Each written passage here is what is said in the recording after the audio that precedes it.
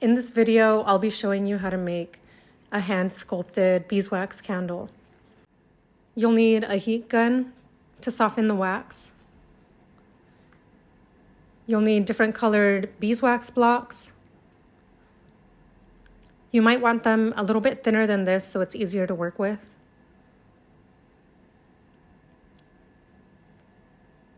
You'll need some heavy-duty scissors to cut the wax, some sort of needle for fine details, and some tapers to form the candle on. I've already started my candle. I forgot to record the first part of this, but most of the process is the same throughout, so it'll be easy for you to catch up on this first part where I made the head and the start of the body. To start, you'll want to cut the beeswax up into smaller pieces so it's easier to work with.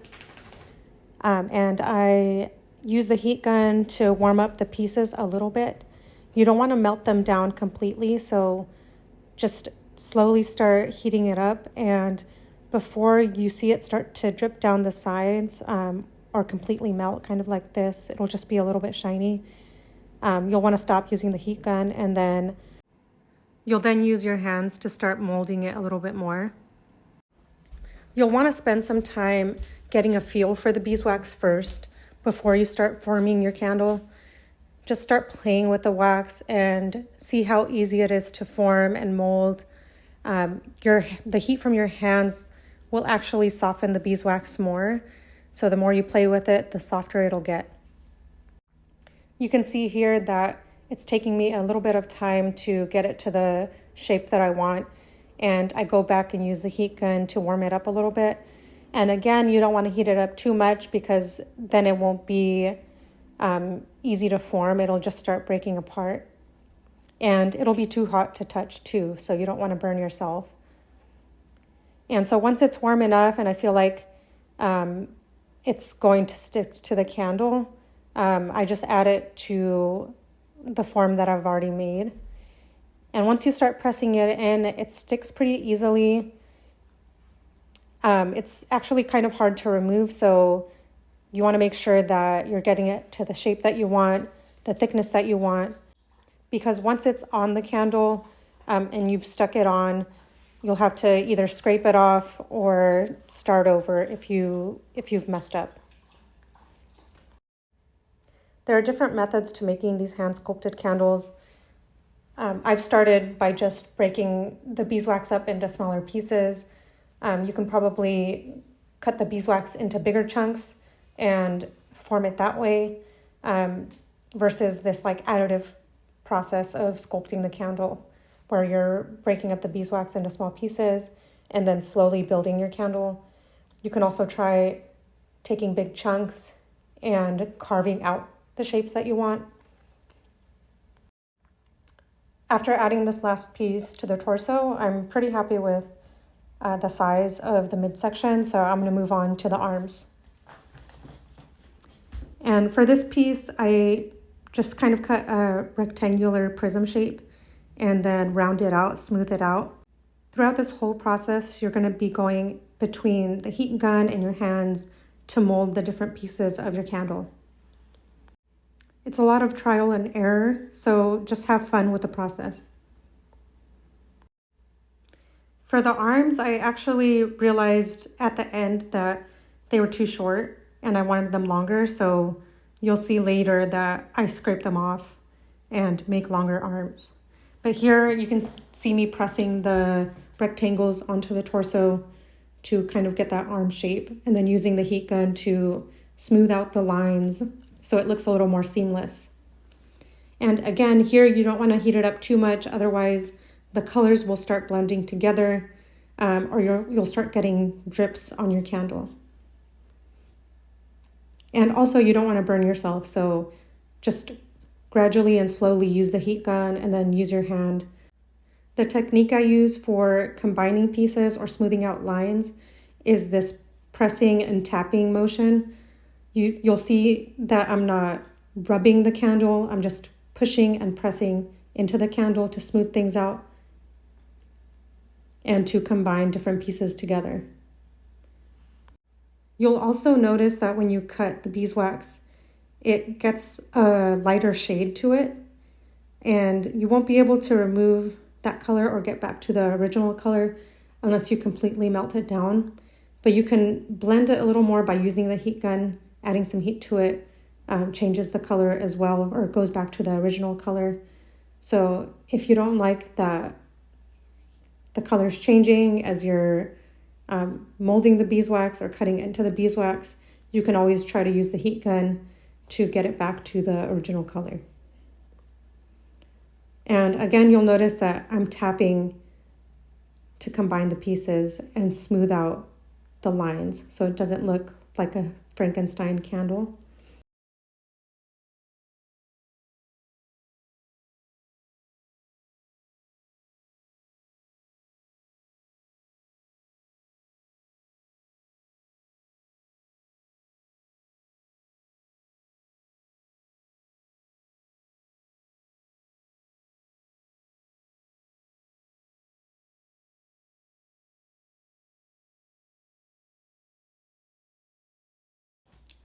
Now I'm moving on to the legs.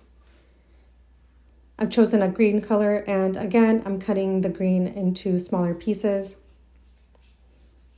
It's just easier to work with. You can try these larger chunks, but before you even add anything to the candle taper, you're going to want to make sure that that the piece that you're adding is soft enough. Otherwise, it won't stick to the candle. Here you can see that I'm having a little trouble sticking that big chunk onto the candle. I should have warmed it up a little more with the heat gun and with my hands before I stuck it on. And the reason you're going to want to do this is so you don't break the candle taper as you're pushing it on. The candle taper is much colder than the pieces that you're adding, so if you try to like bend, if you're putting a lot of pressure on the candlestick, it's bound to break at some point. And here I'm adding bigger chunks of the wax just to go a little faster. And then I'm using my hands to smooth it all out.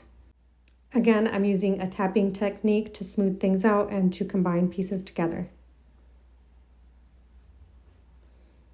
And because I've used these bigger chunks, I'm cutting up the beeswax into smaller pieces to fill in the gaps.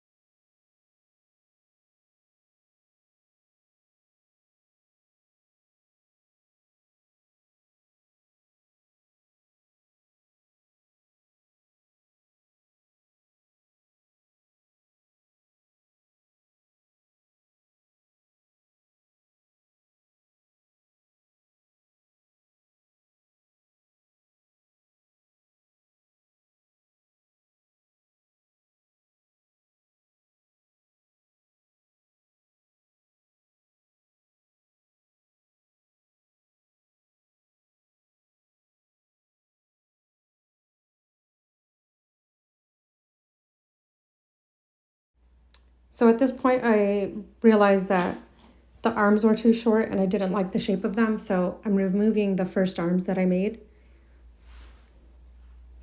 And this was easy to remove, but sometimes when it's really stuck on, you're either going to have to scrape it off with the scissors or just use your hands to try to pull off the pieces. Just know, however, that if you're trying to unstick two pieces that are two different colors, that you might not be able to get all of the color off. So you still might have some remnants of the color there if you're trying to remove two pieces. But since they were both blue here in this case, it was pretty easy for me to remove. And so for the arms, I'm just making them a little bit longer so it's more proportional to the body. And I wanted them to stick out of the body versus having them stuck to the torso. So I'm pressing it a little bit closer to the neck so it looks a little more natural. So the shoulder's coming out closer from the neck.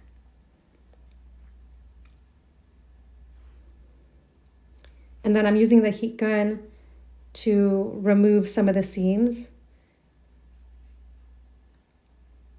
And then tapping my fingers to remove those seams.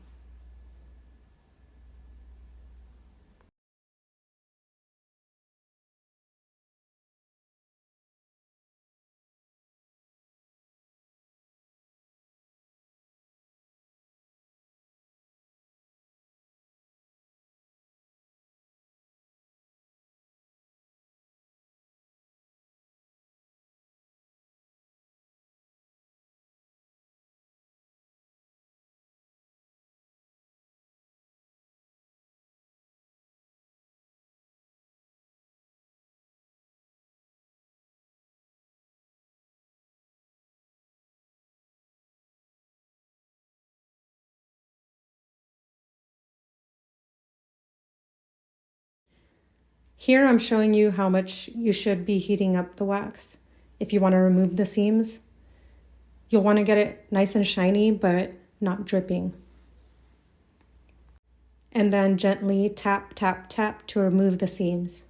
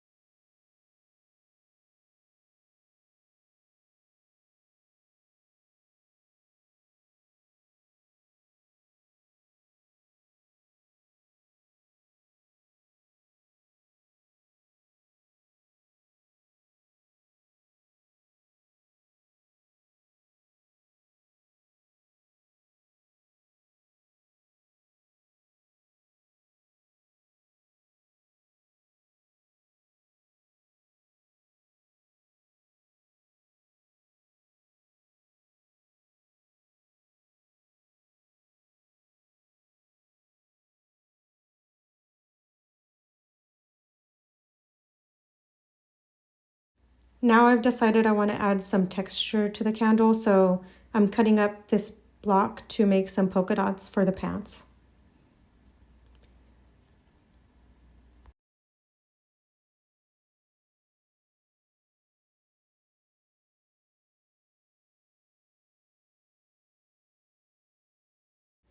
To make the polka dots, you'll want to take a very small piece of the beeswax and just roll it between your index finger and your thumb until it's a sphere, and then press it onto the candle. You don't really need to use the heat gun at this point to stick the polka dots on. But at the end of this, once I've added all the polka dots that I want, you'll see me use the heat gun to try to get the black dots a little darker, because when I'm cutting into the wax, it's turning a lighter shade, almost a gray color, and I really want the polka dots to be black and to stand out a little bit more.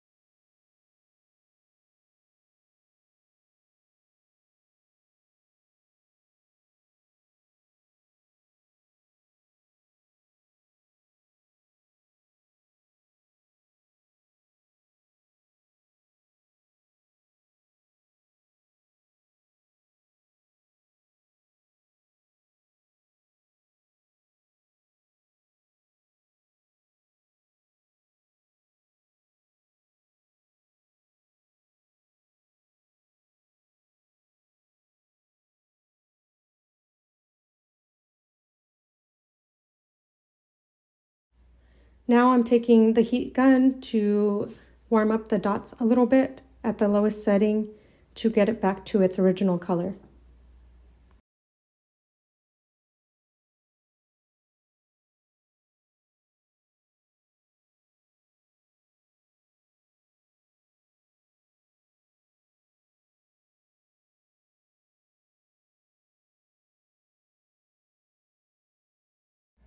Now I'm working on the hair, and I'm heating up a small piece of black wax and flattening it as much as I can.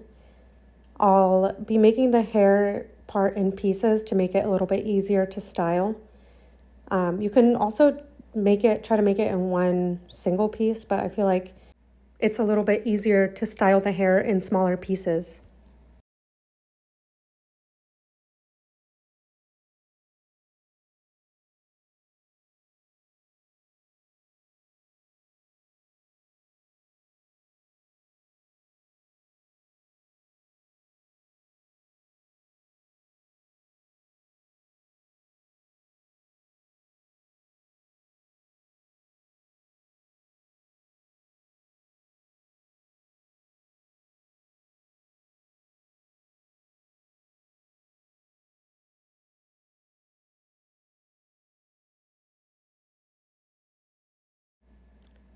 For this candle, I messed up by not putting the head closer to the top of the candle, so I'm just cutting off this cone part so it doesn't look like she has a cone head. I very gently and slowly scored the top piece with the scissors to remove that cone shape part. And now I'm just lightly, actually with pressure, tapping the black pieces onto the head.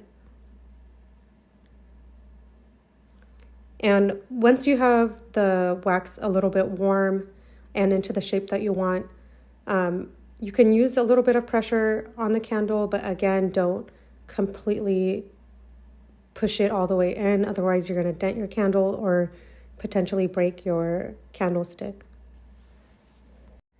And again, I'm heating up the hair to try to remove some of the seams so the hair looks a little bit more seamless.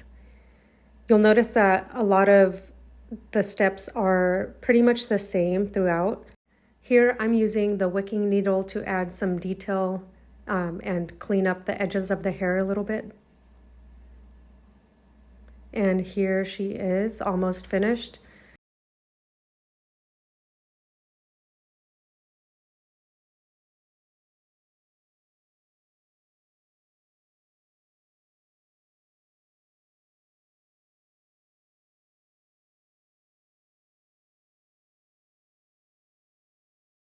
Now I'm rolling up some yellow beeswax for the hands, and I'm just doing the same thing I did with the polka dots, rolling it and not completely flattening it, but instead making it into a puck shape, like a hockey puck shape, and then pushing it onto the end of the arms.